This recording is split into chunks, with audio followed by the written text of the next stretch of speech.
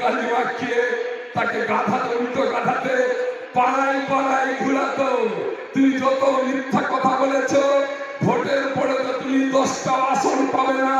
এই মিথ্যা কথা বলার জন্য বন্ধু গুজরাট থেকে আসে গাধার উপরে তোমাকে বসিয়ে, তোমার মাথা নেড়া করে, তোমার মুখে চুন কালি মাখিয়ে, গোটা পশ্চিমবঙ্গে না হলেও যেদিন ধরতে পারবো মাল্লাই, সেদিন তোমার মুখে চুন কালি মাখিয়ে গুজরাট থেকে আগত অনলাইনে গাধাতে বসিয়ে তোমাকে ঘুরিয়ে বেড়াবো মাল্লাই মাল্লাই।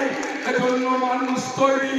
এটা তৃণমূল কংগ্রেস বলছে না, এটা রহিম বক্সি বলছে না, এটা সাধারণ মানুষ আমাদেরকে জোর করে বলছে। তারা যদি পয়সা না থাকে গাধার, আমরা পয়সা দিচ্ছি, আপনি অনলাইনে অর্ডারটা করে রেখে দিন। এরকম একটা অপরাধ মানুষ আজকে বিরোধী দলের দেখা হয়েছে। লোডশেডিং ভোটে পাস করে স্বপ্ন দেখছে। গাধাগুলো নাকি গুজরাটে বেশি আছে।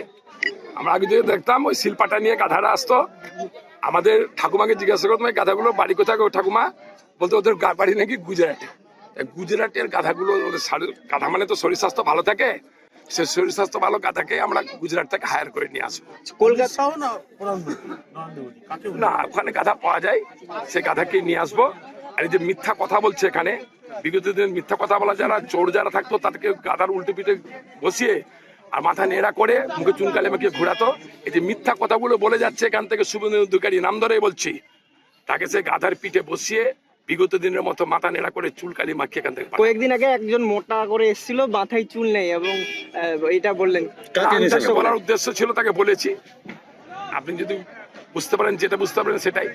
আপনি হুঁশিয়ারি দিলেন যে সেদিন যদি আপনারা নির্দেশ দিতেন প্যান্ডেল ফাঁকা হয়ে যেত। আজকেও বলছি, হুমকি বলেন না যাই বলেন, যেভাবে ওখান থেকে বুক চাতে ডাকছিল, আপনারা নিজেরা জানেন চাঁচলপুরকে সাধারণ মানুষ তৃণমূল কংগ্রেসের সাথে আছে, তারা যদি ছুটে আসতো এখানে, তাহলে গুটি কতক মানুষ হাওয়ায় উড়ে যেত। আমরা সে কাজ করবো না, সেই বিদ্বেষের রাজনীতি আমরা করি না। ও আতঙ্কে আমাকে আক্রমণ করছে, মানে ঘাবড়ে গেছে রহিম বক্সিকে নিয়ে। আশা করেছিল মালদা জেলায় যে 4টা সিট আছে সেটা রক্ষা করবে, কিন্তু তৃণমূল কংগ্রেস নেত্রী মমতা ব্যানার্জি এবং নেতা অভিষেক ব্যানার্জির আশীর্বাদে আমরা মালদায় যেভাবে একত্রিত হয়েছি, আমরা সকলকে সাথে করে নিয়ে, তাই সে আতঙ্কিত হয়ে রহিম বক্সির বিরুদ্ধে খারাপ খারাপ কথা বলছে, যাতে মানুষ রহিম বক্সি থেকে বিচ্ছিন্ন হয়, তৃণমূল কংগ্রেস থেকে বিচ্ছিন্ন হয়। আমি যেটা কথা বলছি তাকে প্রত্যুত্তরটা না দিলে সাধারণ মানুষ হয়তো আমার সম্পর্কে ভুল ভাববে, তাকে সেই প্রত্যুত্তরটা দিতে বাধ্য হচ্ছি, যার প্রতিবাদ সমাজকে আমরা করি। বিজেপি আরেকটা যেটা অভিযোগ করছে যে হাইকোর্টে তাদেরকে যেতে হচ্ছে সবার জন্য, পুলিশ আপনাদের একদিনের মধ্যেই দিয়ে দিচ্ছে, তো পুলিশকে আপনারা ব্যবহার করছেন না। হাইকোর্টে অথচ এখানে মিটিং এর ডাক দেয়, সেখানে প্রথম ওখানে ফর্ম ফিল আপ করে আসে, ওয়াকলাতনামা সই করে আসে। এখন যদি পরিবেশ ঠিক না থাকে, যদি পুলিশ বলে 2 দিন পরে করেন, আমাদেরকেও বলে পুলিশের সময় আজকে আপনি মিটিংটা করবেন না, আমরা তো কথা শুনি পুলিশের, কিন্তু সে জোর করে হিসাব করে বলে যে এই দিন করলে বোধহয় বাধা হবে, হাইকোর্টে যাবো, টিআরপি বাড়বে, আমার সংবাদের শিরোনামে উঠবো।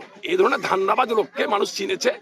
হাইকোর্ট কেন চিনতে পারছে না, মহামান্য আদালত কেন চিনতে পারছেন না, আমি ঠিক বুঝতে পারছি না। আমি আশা রাখবো যে আগামী দিনে মহামান্য আদালত, যিনি সকলের বিচার করেন, এই ধান্দাবাজকেও চিনতে পারেন। দেখুন, রাজনীতির মতো জায়গায় চলবে।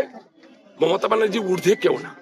মমতা ব্যানার্জিকে দেখে এখানে প্রধানমন্ত্রীও ভয় করে, বলে সেই ক্ষেত্রে কোনো ব্যক্তি মমতা ব্যানার্জির ভয়ের কারণ হতে পারেন না, বা মমতা ব্যানার্জি দলের ভয়ের কারণ হতে পারেন। রহিম বক্সি ভুলে গেছেন তিনি যার ছবি লাগিয়ে ভোটের প্রচার করেন, তার জনগণমন নেত্রী মমতা ব্যানার্জি, তাকে শুভেন্দুবাবু নন্দীগ্রামে 2021-এ হারিয়েছেন। আর গাধার পিঠে চড়ে ঘোরানোর কথা তিনি যেটা বলছেন, 26-এ ভোটের পর কে কাকে ঘোরায় ওটা দেখা যাবে। শুভেন্দুবাবুকে তাকে গাধার পিঠে চড়ানোর জন্য লাগবে না, মালদার জনগণ তাকে ন্যাড়া মাথা করে গাধার পিঠে চড়িয়ে ঘোরা। আমাদের ভিডিও ভালো লাগলে লাইক এবং শেয়ার করুন, কমেন্ট সেকশনে গিয়ে জানান আপনাদের মতামত। আরও ভিডিও পেতে আমাদের চ্যানেল সাবস্ক্রাইব করুন এবং প্রতি মুহূর্তে খবরের আপডেট পেতে প্রেস করুন বেল আইকন।